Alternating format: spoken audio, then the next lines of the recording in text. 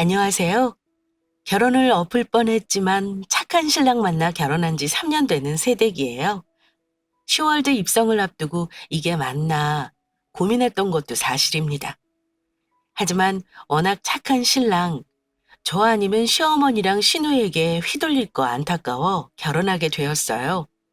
저 사실 40 다 되도록 결혼할 생각이 없었거든요. 비혼주의자라고 하나요? 결혼을 하지 않는다고 마음먹은 사람 있잖아요. 사실 제가 그랬습니다. 하지만 신랑 만나 이런 사랑을 받아도 되나 싶을 정도로 과분하고 행복했어요.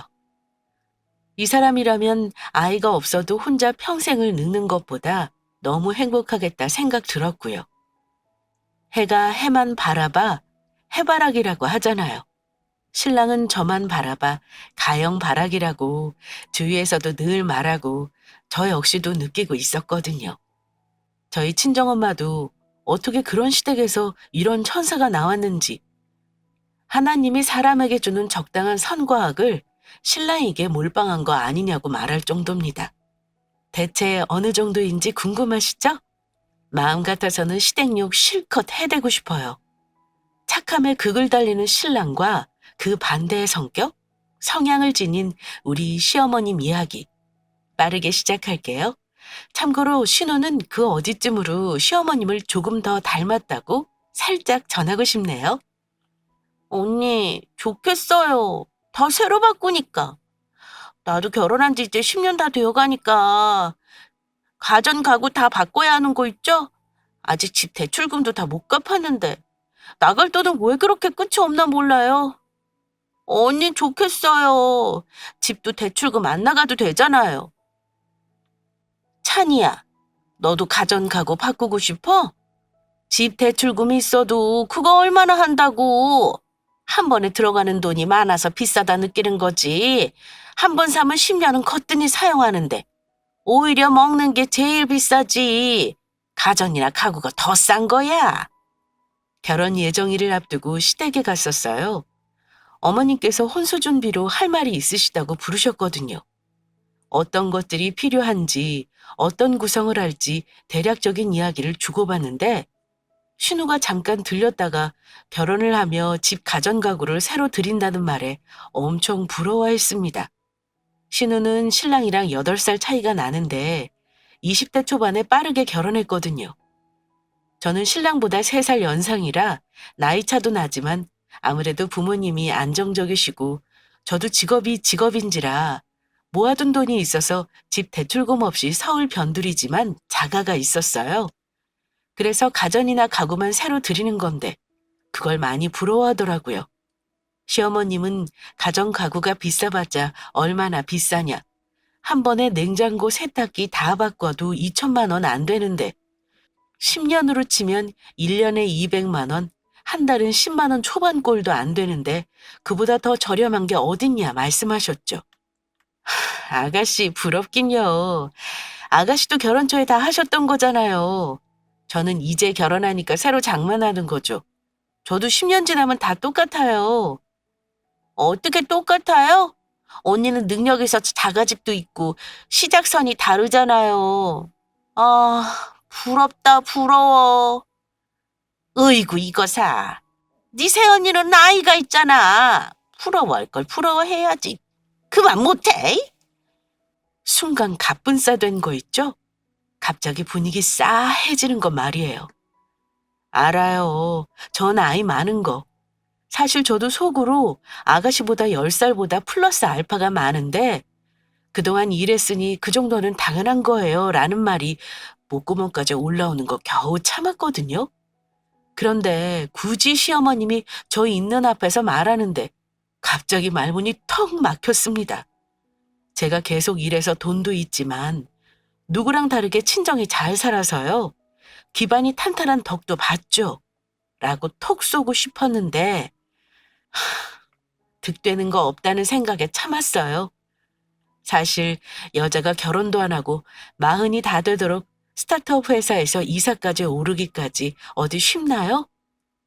그만큼 산전수전 다 겪었으니 제가 그런 말 해봤자 진흙탕 싸움이란 거 뻔히 하니까 참았죠. 잠시 머릿속 스쳐가는 생각일 뿐 비즈니스로 만나는 사람들이 아닌 가족이 될 사람이니까 나쁘게 생각 말자 저를 다독였습니다. 신우를 부추기는 게 아니라 그만 못해라고 제 앞에서 살짝 언성이 높아졌으니까요. 적어도 나이가 있는 거 사실이고 그만 못해라고 제 편을 들어줬다 생각했거든요. 눈에 보이는 현실만 보고 그 이면을 파진 말자고 생각했습니다. 가영아, 퇴근했니? 아니요, 어머님. 그래도 전화 괜찮아요. 말씀하세요. 혼수 목록. 뭐가 필요한지 생각해보고 적은 거 사진으로 찍어서 보냈다. 확인해보고 세부사항은 또 이야기하자꾸나. 네, 보고 다시 전화드릴게요. 시어머님 댁에 다녀온 지 일주일 정도가 지났을까요? 퇴근할 준비를 하며 내일 할 일들을 정리하고 있는데 시어머님한테 전화가 왔어요. 혼수 목록을 하나하나 톡으로 보내기 번거로워 종이에 적어서 사진으로 보냈다고 말입니다. 알았다고 대답하고 일을 마저 했어요. 집에 가면서 찬찬히 훑어볼 생각이었거든요. 일을 마무리하고 주차장으로 내려가면서 어머님이 보내신 목록을 찬찬히 훑어보는데 TV랑 냉장고가 각 2대씩 적혀 있었습니다. 제가 살고 있던 집을 신혼집으로 들어가는 거라 TV랑 냉장고는 사실 필요 없었거든요. 이미 있으니까요. 대신 김치 냉장고 하나만 살 거라고 말씀드렸는데 저한테 필요 없는 물품이 적혀 있어서 어머님께 전화했어요. 어머님, 그래, 가영아, 목록 봤니? 네, 그렇지 않아도 그 목록 때문에요. 저희 TV랑 냉장고 있어서 구매 안 한다고 말씀드렸잖아요. 냉장고 대신 김치 냉장고를 하나 드리려고요. 사용하다 필요하면 냉동고도 별도로 사고요. 어머님 네 것만 바꿔드리면 되니까 TV랑 냉장고는 하나로 수정할게요. 그거 니네 거 아니다. 네? 저희 거 아니면요? 그거 찬이네 거야. 네? 아가씨요? 순간 어이가 없었습니다. 사실 혼수는 저희 집에 들어가는 물건만 바꾸면 되고 준비하면 되는데 시어머님네가 형편이 썩 좋은 게 아니었어요. 제가 사는 집을 신혼집으로 사용하는 거라 혼자 살던 집에 필요한 가전 가구 같은 것들만 추가로 살 생각이었습니다. 지금 신랑 만나기 전 집도 리모델링해서 별도로 손볼 게 없었거든요. 두 식구 먹을 거니까 아직 냉장고도 괜찮고 워낙 영화 보는 거 좋아해서 거실에 TV도 그 시절 제일 큰 걸로 꾸며두었습니다. 생각보다 신혼집에 살 가전이나 가구가 없어서 신랑이랑 상의 끝에 어머님 댁 가전 몇 개 바꿔드리기로 했어요. 그래서 시어머님과 상의할 겸 그날 들렸던 건데 난데없이 혼수 목록에 신우 가전이 올라와 당황했습니다. 순간 머릿속으로 스쳐 지나간 건 혹시 그래서 그날 말도 없이 신우이가 왔나? 그래서 나 가구 산다고 그렇게 부럽다고 연신 내뱉었나? 그럼 어머님이 그만하라고 내 편 드는 것처럼 굴었던 건 뭐지? 그것도 다 연기였나? 하는 생각이 머릿속을 빠르게 스쳐 지나갔습니다. 어머님, 저 혼수 준비하는데 왜 아가씨네 거를 사요? 원래 어머님네도 저희가 사용할 거 지금 바꾸지 않아도 되니까 어머님네 바꿔드리자 한 거지 원래 혼수는 어머님네 거 바꾸는 것도 아니잖아요. 그럼 저도 너무 부담돼요. 어머님, 아가씨 건 아가씨가 구매하는 걸로 할게요. 선을 분명하게 그어야지 싶었어요.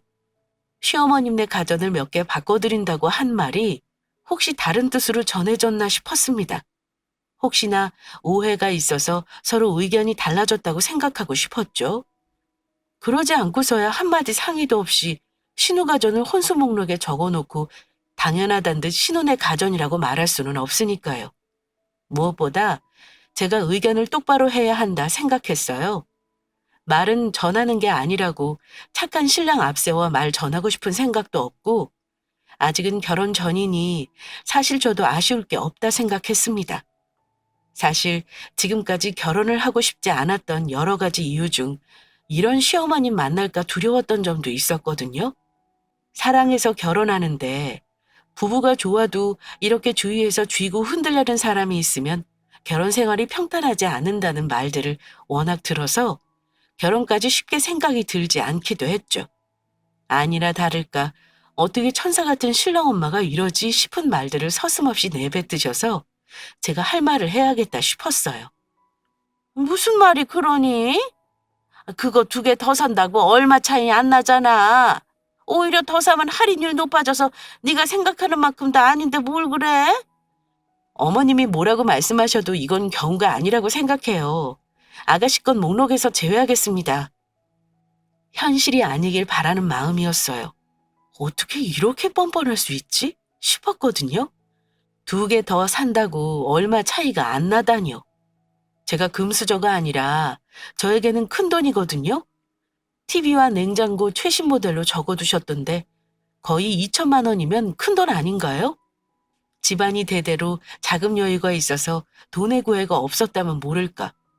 부모님이 지금 노후 대비 탄탄하시고 잘 사는 것 같아 보여도 맨땅에 헤딩하는 것부터 시작하셔서 정말 일 안 하고 편하게 사신 지 10년도 채 안 되시거든요. 지금도 건물 가지고 계시지만 건물 청소하고 관리하고 외부 맡기면 다 돈이라고 2분이 부지런히 다니시며 관리하시고요. 저 역시도 그런 부모님 밑에서 자랐으니 돈 한 푼 귀한 거 너무나 잘 압니다.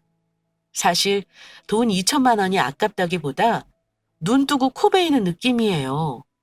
시어머님은 능력도 안 되시면서 다른 사람이 돈 많은 것만 보이고 그걸 어떻게 모았는지 어떤 생각을 가지고 있는지 하나도 궁금하지 않으시구나 싶었습니다. 가난한 사람은 다 이유가 있구나 하는 생각도 조금은 들었고요. 여하튼 구색도 없이 초반부터 이렇게 되면 앞으로 결혼 생활 내내 질질 끌려다닌다는 생각에 조금 냉정하고 싸가지 없게 들렸을 수도 있지만 딱 잘라 말했습니다. 아가씨 건 목록에서 제외하겠다고 말입니다. 카영아, 이왕 사는 거 신혼에도 좋은 거 사주면 좋잖아. 아니 뭘 그렇게 정색하고 그래? 오히려 가전도 매년 가격이 오르는데 지금 사주면 나중에 사주는 것보다 훨씬 이득이지 뭘 그래? 앞으로 10년 동안 주구장창 생색낼 수도 있고 좋은 게 좋은 거라고 사주는 걸로 알고 있을게. 이만 끊는다. 어머님, 어머님! 제가 말할 틈도 안 주시고 전화를 급하게 끊으셨어요. 다시 전화할까 했지만 이건 전화로 할 이야기가 아니라 생각이 들었어요. 전화하면 안 받거나 또 당신 말만 하고 끊으신다는 거. 저도 사회 짬밥이 있다 보니 그 정도 감은 있었죠. 한숨을 푹푹 쉬고 이 상황을 어떻게 하지 머릿속이 복잡했습니다. 솔직한 마음으로 이런 시댁인 줄 알았다면 신랑 마음이 어땠든 결혼까지 진행하지 않았을 것 같거든요. 아직 식장을 들어가기도 전인데 이렇게 대놓고 저에게 요구할 정도면 대체 어떤 성품을 지니셨을까? 감히 짐작조차 하기 어려웠으니까요. 자기야, 주문한 식사 왔어? 아니, 아직 안 시켰어. 자기 오면 시키려고. 근데 말했던 시간보다 늦어서. 올 때가 되었는데 혹시 아픈 거 아닌지 주차장이라 해서 회의가 생긴 건 아닐 텐데 걱정돼서 전화했어. 순간 마음이 따뜻해지면서 시어머님으로 인해 짜증나고 복잡했던 마음이 사르르 녹아내렸습니다. 그렇구나. 나 이 사람 때문에 지금 이 수모를 겪었지 하고 말이에요. 어찌 보면 말장난 같기도 한데 평생을 살아도 이 사람처럼 저를 아끼고 저만 바라보는 사람 또 못 만날 것 같거든요. 부모님이 주는 사랑과는 또 다른 느낌이에요. 지금도 전화 온 이유가 제가 출발하면서 전화해서 배고프니 저녁 시켜놓으라고 부탁했거든요. 결혼 앞두고 보통 평일에는 퇴근하고 신혼집, 그러니까 제가 지금 사는 집에서 만나 저녁 먹고 결혼 준비하고 신랑은 본가로 들어가는 일상을 보내고 있습니다. 회사에서 집이 30분 거리라 집에 가자마자 밥 먹고 싶은 마음에서 미리 주문해달라고 말한 거죠. 그런데 신랑은 미리 주문하면 식는다고 제가 도착하기 10분 전에 주문하고 바로 찾으러 가면 따뜻하게 먹을 수 있으니 그렇게 하겠다는 거예요. 음식은 만드는 시간보다 배달 시간이 길어 늦게 오고 다 식어서 맛없어진다고요. 연애를 2년 했는데 늘 한결같았습니다. 누가 보면 혹시 저의 재력이나 사회적 지위라고 생각하실 수 있는데 사실 스타트업 회사가 커져서 중소기업이 되었어도 신랑 역시 신랑의 능력만 보면 어디 가서 부족하지 않거든요. 오히려 30대 후반인 저와 다르게 30대 중반으로 오히려 어딜 가도 인정받고 능력 있어서 잘 나가는 성격, 외모, 능력, 어느 하나 부족하지 않은 사람이죠. 이 사람은 IT 기업 부장이고 저희 회사 클라우드 작업 때문에 의뢰했다가 자주 보게 되고 친해지고 사랑이 싹텄거든요. 제 인상은 차갑다고 해야 할까요? 똑 부러지는 말투에 차도녀 이미지가 강합니다. 그래서 회사 부하 직원들은 저를 무섭다고 말하는 사람도 있어요. 그렇다고 많은 말을 하거나 괴롭히는 스타일이 아닌데 말이에요. 사람들은 제가 카리스마가 있다고 하는데 사실 저 허당이거든요. 그런 제 모습을 유일하게 알아봐준 사람이 지금 신랑이기도 하고요. 이사님은 여기 허브티요? 저 커피 부탁했어요. 커피 주세요. 오전에만 벌써 2잔 정도 드신 것 같은데 향긋한 티타임으로 속 좀 달래는 것도 괜찮을 것 같아서 허브티를 주문했어요. 괜찮죠? 잦은 회의로 한 공간에 있는 게 많은 시기가 있었습니다. 대부분의 직장인들이 그렇듯 커피는 선택이 아니라 필수죠. 머리를 돌아가게 만들어주는 포션 같은 느낌이요. 저 역시도 커피를 달고 사는 사람이고 직원들 모두 커피를 좋아하는 걸 알아서 몇 시에 음료를 주문해 보든 항상 커피였습니다. 밤 6시에 회의가 잡혀도 당연히 커피를 사다 주는 직원들 사이에서 처음으로 커피 많이 먹었다고 허브티를 사다 준 사람이 신랑이었어요. 너무나 당연하게 커피 너무 많이 마신다며 허브티를 사다 주는데 당황도 하고 어떻게 대처해야 하지? 우왕좌왕하다 저도 모르게 네라고 조용히 받아 마셨어요. 나중에 알고 보니 제가 회식 자리에서 불면증이 있어서 술 좀 마신 날이면 잠을 편히 잘 수 있어서 좋다고 한 말을 기억하고 커피를 줄였으면 하는 생각을 했다고 해요. 그때는 그게 사심이라고 생각 못하고 거래처 임원이니까 말 하나하나가 기억남아 행동으로 옮겼는데 어느 순간부터 제가 자꾸 눈에 들어오고 저 역시도 그런 신랑이 눈에 들어온 거죠. 결정적으로 제가 이 사람과 함께라면 행복하겠다 싶은 생각이 든 계기가 있었어요. 자연스레 인연으로 발전하고 연애를 하던 중이었는데요. 그때 연말을 앞두고 매일 야근 연속으로 회의가 지속해서 이어졌어요. 야근 회식이 반복되면서 휴식이 필요하다 생각드는 시기 있잖아요. 운전해서 가도 30분 거리지만 운전조차 하기 싫어 늘 택시 타고 퇴근하는 게 습관이 들 정도로 힘든 시기였어요. 그날도 어김없이 야근으로 저녁도 못 먹고 회의를 진행하는데 창밖으로 눈이 내렸습니다. 내리는 눈을 보고 있으니 문득 붕어빵이 먹고 싶었어요. 제 개인적인 생각은 한낮의 붕어빵이 아니라 꼭 눈이 오는 날처럼 추운 겨울밤, 가까운 뜨끈뜨끈한 붕어빵을 한 입 베어 물 때 그 고소함, 따뜻함이 짜증이나 피로를 한 번에 날려보내줄 정도로 행복감을 준다 생각하거든요. 탈출구가 필요하기도 하고 그런 행복한 작은 행복이 그리워지기도 했습니다.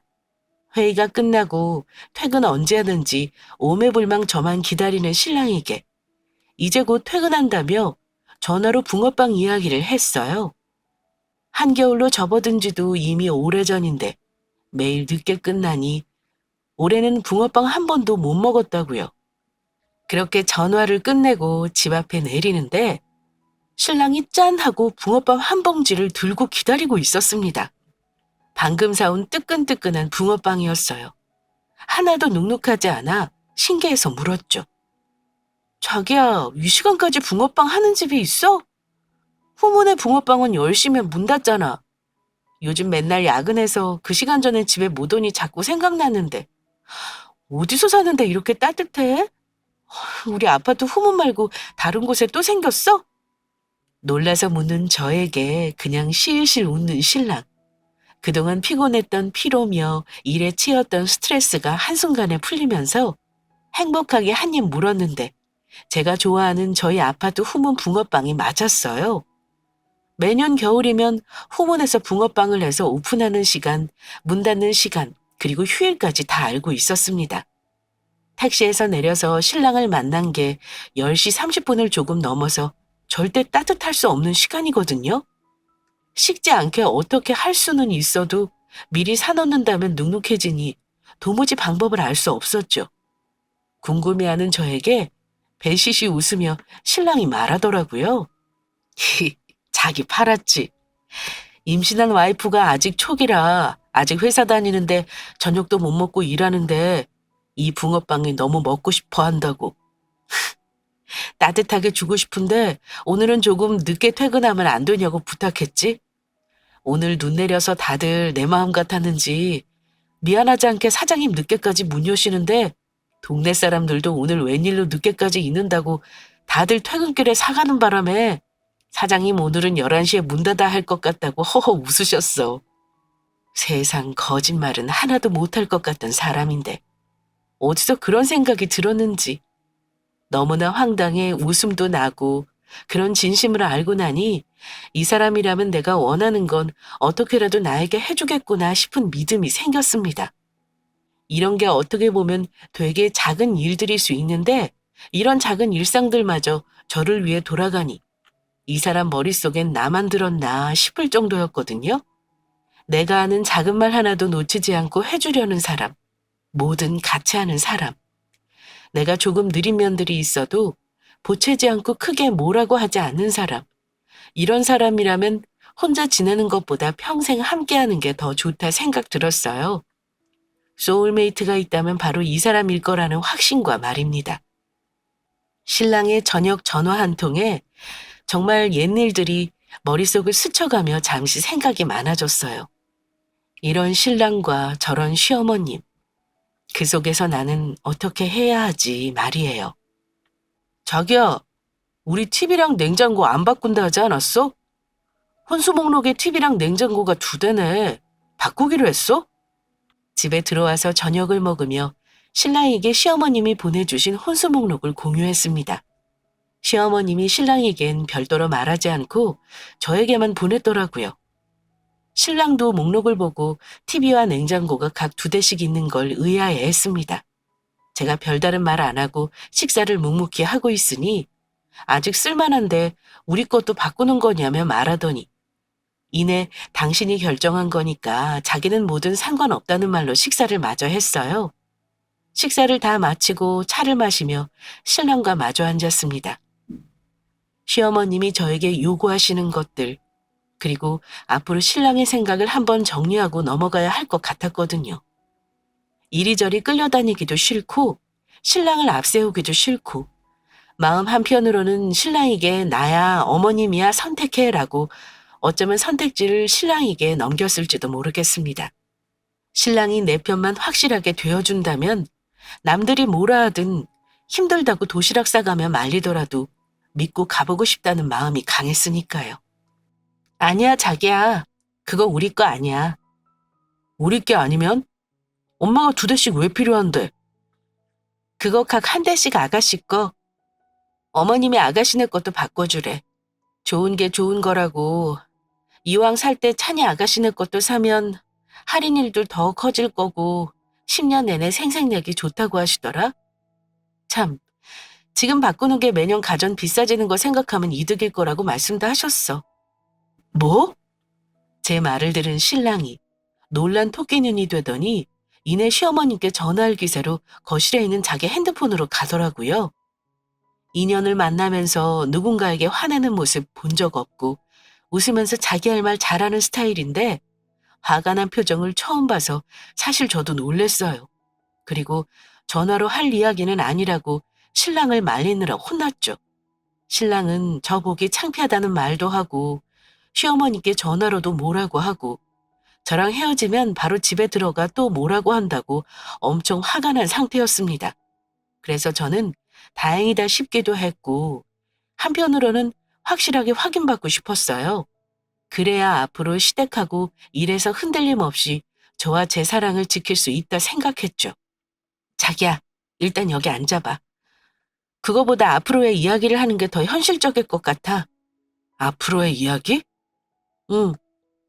어머님은 어찌되었든 좋은 게 좋은 거라고 이번이면 나도 어떻게 하겠지만 나는 사실 아직 결혼식을 올린 것도 아닌데 벌써부터 이러면 앞으로 어떠시려고 그러지? 걱정되는 게 사실이야. 그래, 미안해. 나 같아도 그럴 거야. 나도 우리 엄마가 시집살이 시키실 분 아니라고 생각했는데 내가 아니니 장담할 수 없고 내가 어떻게 해주면 좋겠어? 그래서 신랑에게 물었어요. 혹시 모를 상황이 생겨서 내가 시어머님 보고 못 살겠다고 하면 당신은 어떻게 하겠냐고요. 사실 이 말은 돌려 말하는 거지만 단도직입적으로 말하면 결혼 전이니까 파혼할 수 있다는 말이고 결혼을 했다면 이혼도 불사하겠다는 말을 조금 우회적으로 표현했거든요. 혹시나 내 말을 제대로 전달 못하는 건 아닐까 생각이 들었지만 그렇다고 파혼이다, 이혼이다라는 단어를 직접적으로 사용하고 싶진 않았습니다. 아직까지도 내가 너무 앞서는 게 아닐까. 이런 천사 같은 신랑한테 그런 시어머님이라니 믿고 싶지 않은 부분도 있었거든요. 신랑은 잠시 생각하는 것 같았어요. 선뜻 답을 할 수 없다는 눈빛으로 곰곰이 생각하더라고요. 지금 생각해보면 그래서 더 믿음이 갔던 것 같습니다. 선뜻 대답이 나왔다면 그렇게 쉽게 천륜을 저버린다고 하는 생각이 들 것 같았거든요. 그런데 내 말을 묵묵히 듣고 잠시 생각에 잠기는 그 표정이 진중해서 어떤 결론을 내든 그 말은 지키겠구나 믿음이 생겼어요. 지금까지 그랬던 것처럼요. 혹시라도 자기가 말한 일들이 생긴다면 우리 엄마 안 보고 살아도 돼. 엄마도 찬이가 나보다 더 가깝고 잘 지내서 아쉬울 것 없을 거야. 그런데 나는 달라. 나는 앞으로 남은 인생 자기랑 살고 싶어. 네가 웃는 모습만 봐도 나는 이렇게 좋은데 그 모습을 볼 수 없다면 내 남은 인생도 의미 없을 것 같아. 걱정 마. 나는 너 하나면 되니까. 그런 일이 생긴다면 나는 너 하나만 보고 걸어갈게. 지금까지 그랬던 것처럼. 저를 많이 사랑하고 신랑 인생의 반 이상을 제가 차지한다는 것도 알았지만 막상 말로 들으니 기분이 묘했습니다. 죄가 뭐라고 시어머님과 사이를 종용하나 싶기도 하고 이렇게 나만 바라보는 신랑이 있으니 혹시 그런 일이 생긴다면 더 행복하게 해줘야겠다. 책임감이 막중하게 생기기도 했어요. 그리고 질질 끄는 게 아니라 빠르게 혼수 사건을 마무리하고 싶었습니다. 이게 마무리되지 않는다면 앞으로 시어머님한테 끌려다닐 것 같고 저랑 신랑 사이도 멀어질 수 있다 생각했거든요. 좋은 게 좋은 거라지만 꼭 그렇지 않다는 거 아마 청취자분들도 많이 알고 계실 것 같아요.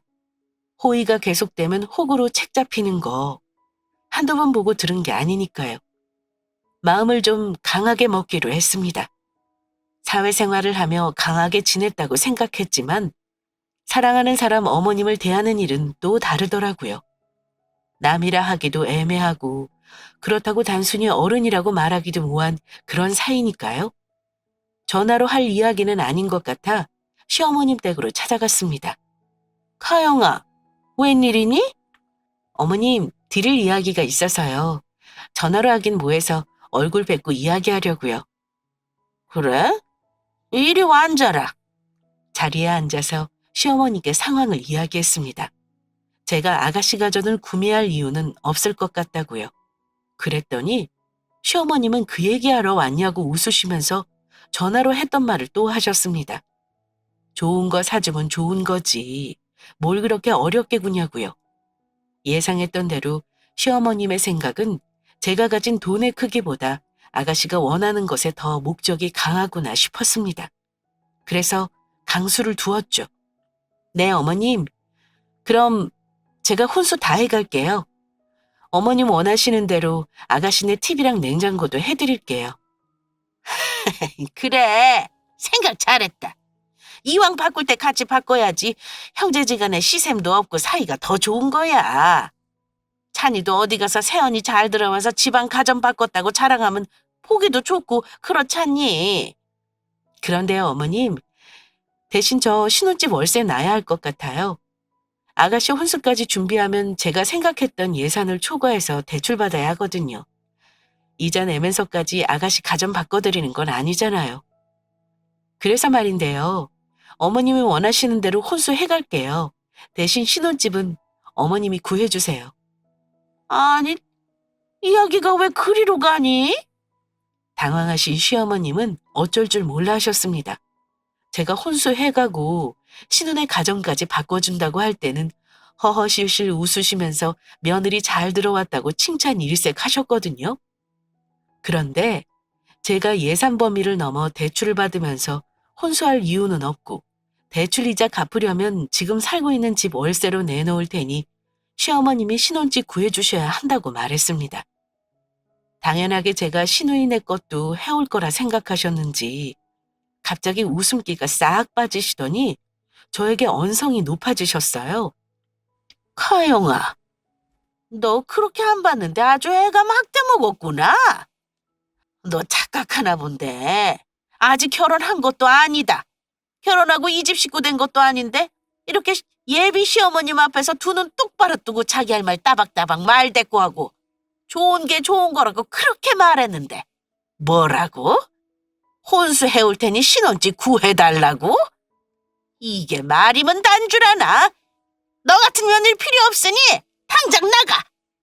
우리 아들이 좋다고 하니까 결혼시키는 거지. 아들보다 나이 많은 노처녀 어느 집에서 환영한다고 돈 좀 있는 것 같아 내 눈 감고 내 아들 고생 안 하겠다 싶어 결혼시키려 했는데 안 되겠다. 지금부터 시댁을 이렇게 우습게 알면 결혼하면 더했지 덜하지 않을 거 아니야.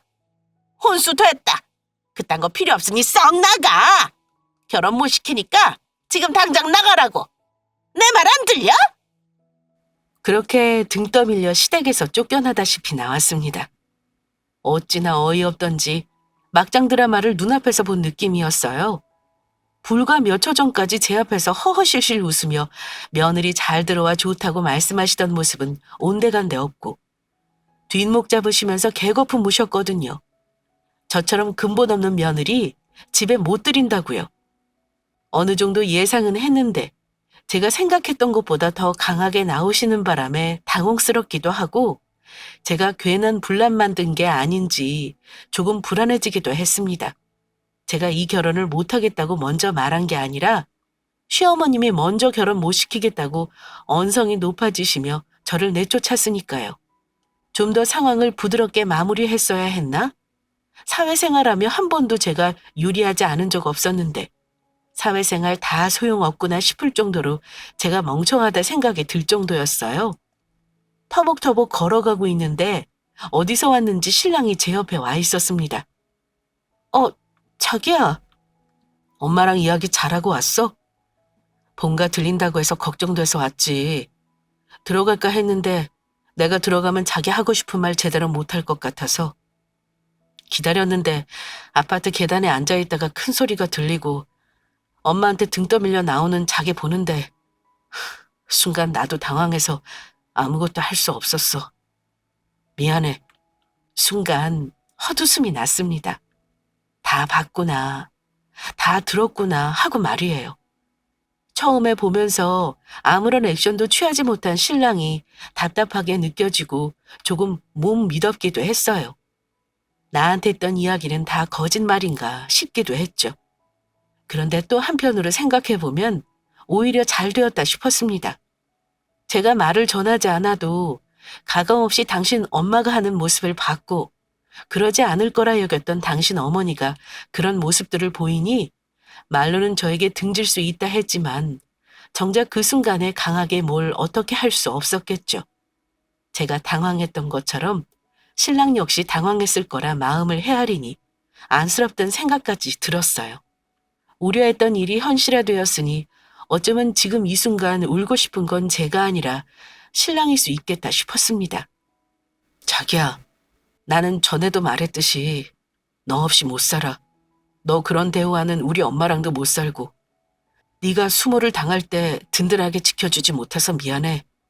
나도 당혹스러워서 내가 어떻게 하는 게 맞는지 눈앞에 보는 광경을 믿지 못해 가만히 서 있다가 자기가 터벅터벅 걸어가는 거 보고 정신 차렸어. 앞으로는 안 그럴게.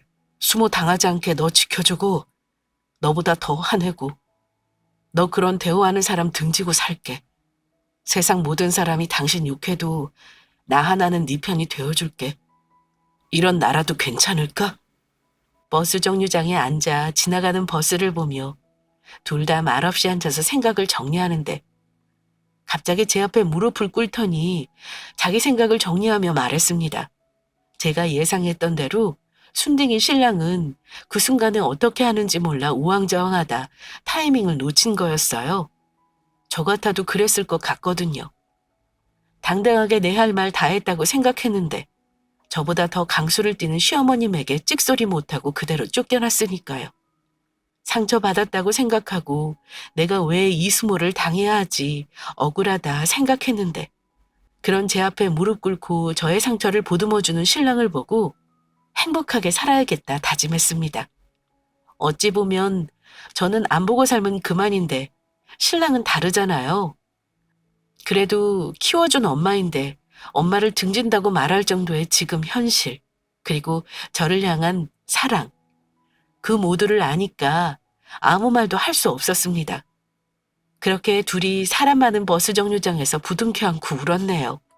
그런 신랑과 결혼해서 지금 신혼을 열심히 즐기고 있어요. 나이가 있어서 아이가 못생기는 것도 감안하고 결혼했는데 감사히도 허니문 베이비가 찾아와 태교하며 행복한 일상을 보내요. 결혼식은 원래 크게 할 생각이 없이 양가 부모님과 절친들만 모아서 스몰 웨딩으로 막내 이모가 지방에서 카페를 크게 하는데 하루 빌려서 할 생각이었거든요. 그래서 시어머님이 안 오셔도 크게 상관없어서 다행히 무사히 잘 치렀습니다. 시어머님도 강단이 있으셔서 그런 며느리 못 본다고 하신 말씀 지키시느라 신랑이 결혼 강행할 거고 굳이 오지 않으셔도 된다고 말 전하니 진짜 안 오셨거든요. 그렇게 시댁이랑 연 끊고 요즘 깨먹고 있어요. 하나밖에 없는 아들 결혼시키면서 한탕 하려고 했던 시어머니와 신우 결국 하나도 건지지 못하고 다 날렸네요. 하나밖에 없는 아들도 못 보고 손자 생겨도 보여드릴 생각 없으니 득보신 거 하나 없으시죠. 지금도 신랑은 저 배불러 온다고 매일 퇴근 후 다리 마사지 1시간씩 해주고 태교해야 한다고 뱃속의 아이한테 동화책 읽어주고 매일 바쁘게 지내요. 행복하게 지내는 요즘이 너무 좋은데 신랑이 며칠 전 그러더라고요. 사실 어렸을 때 5년 정도 돌아가신 외할머니 손에서 컸다고요. 신우 태어나고 시어머님이 너무 아프셔서 갓난쟁이를 보낼 수 없어 시어머님이 건강해질 때까지 외할머니가 신랑을 봐주셨대요. 그래서 시어머님한테 정이 크게 없었고 초등학교 들어갈 때쯤 왔으니 집이 어색했다 했습니다. 그런 자기와 다르게 눈에 넣어도 아프지 않을 것처럼 엄마가 동생에게 구는 것들을 보며 딸이니까 당연하게 생각했대요. 자기는 아들이고 살갑게 마음 표현하는 성격도 아니니 크게 신경 쓰지 않았는데 사랑하는 사람을 만나고 자신에게 어떤 모습들을 자기도 보게 되면서 세상이 달라 보이기 시작했답니다. 그런 소중한 저에게 함부로 대하는 엄마를 보며 생각이 많았다고 했어요.